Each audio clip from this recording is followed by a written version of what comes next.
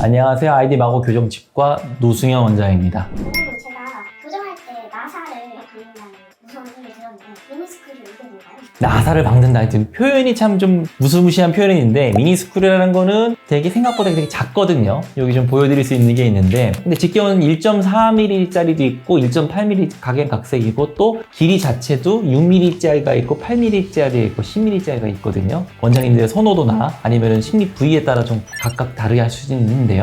근데 미니스크류라고 해서 엄청나게 뭐 대단한 게 아니라 그냥 우리 흔히 보이는 주변에 쓰이는 나사인데 이거를 구강 내 식립한다는 거죠. 정형외과에서 먼저 쓰던 거였고요. 이거는 인체 친화적이기 때문에 절대로 뭐 잇몸에 들어갔다 해서 뭐 녹슬거나 그렇지 않습니다. 티타늄으로 제작되는 걸로 알고 있거든요. 미니스크는 어떤 치료를 위해서 어떤 걸 기대하고 신경을 줍니까?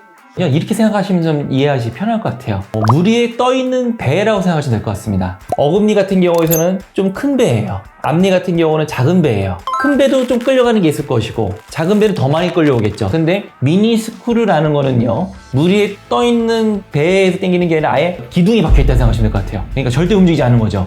근데 그걸 통해서 작은 배를 끌고 오니까 어금니는 그대로 있는 거죠. 근데 작은 배들은 100% 끌고 올 수 있는 거죠. 그러니까 옛날 같은 경우에는 속옷이 너비가 6에서 8mm인데 1, 2mm는 어금니가 앞으로 전방으로 끌고 나오려니 하면서 그거를 당연히 손해보는 공간이라 생각했지만 미니스크를 쓴다면은 6에서 8mm 다 끌고 올 수 있는 거예요. 속옷이 공간 그대로 다. 왜냐면 어금니를 절대로 전방 이동을 허용하지 않은 거니까요. 미니스크는 어디다 박?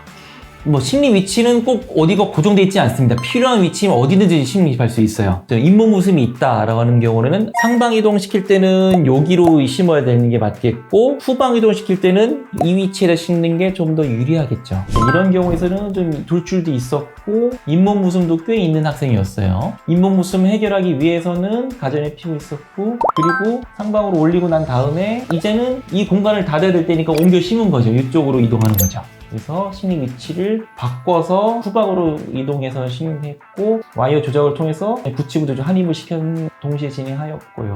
미니스크류라는 거는 어쨌든 원하는 어디든 심을 수 있다. 꼭 심어야 되는 그 위치만이 따로 정해지는 건 아니다 하시면 되겠습니다. 효율적인 이동을 위해서 신경. 예전에는 미니스크류가 없었을 때는요, 당기긴 하는데 앞니가 끌려가는 게 아니라 오히려 큰 배가 앞으로 끌려가는 경우가 되게 많았었어요. 그러면 옛날에는 교정 치료했을 때는 발치기를 했는데 크게 차이가 안 났어요 그래가지고 불만이 많았고 그때는 방법이 없었습니다. 근데 미니스크류가 발명되면서 더 강하게 뒤로 당기는 것도 가능했고요. 그리고 잇몸 웃음 같은 경우에서 옛날에는 거의 양악수술을 통해서 해결할 수 있다고 그랬거든요. 그런데 미니스크류의 힘으로 전체 치열을 상방으로 이동시키는 게 가능하다 보니까 수술 없이도 잇몸 웃음을 많이 해결할 수 있는 게 많이 생겼죠. 그러니까 미니스크류를 통해서 사실 교정 치료 자체가 한 단계 업그레이드되는 효과가 분명히 있습니다. 미니스크가 갑자기 빠지는 게 빠지는 경우 생길 수 있죠. 여러 가지 원인 때문에 빠질 수 있어요. 첫 번째는 환자분들의 부실한 관리 때문에도 빠질 수 있어요. 왜냐면 미니스크라고 해서 주변이 좀 닦으면 안 된다고 생각하시는 분이 가끔 있거든요. 그러면 거기에 음식물이 치태가 쌓일 거 같고 쌓이고 나면 그 치태 때문에 미니스크류의 주변에 잇몸이 붓고 잇몸이 붓는다는 건 미니스크류랑 치아 사이에 염증을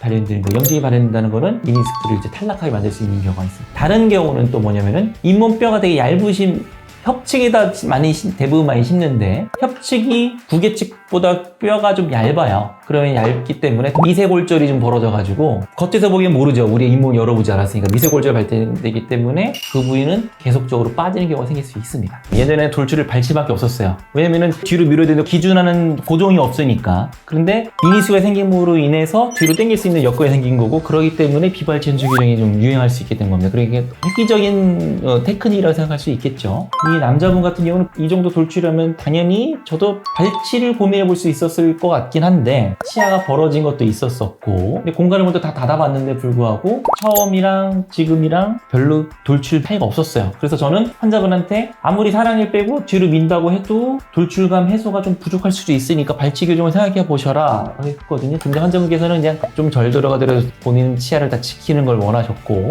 그래서 미니스크를 동원한 겁니다. 예전이었으면은 미니스크를 발생되기 전에 이분은 거의 양악수술 아니면 비발치로 해결할 수 있는 게 없었어요.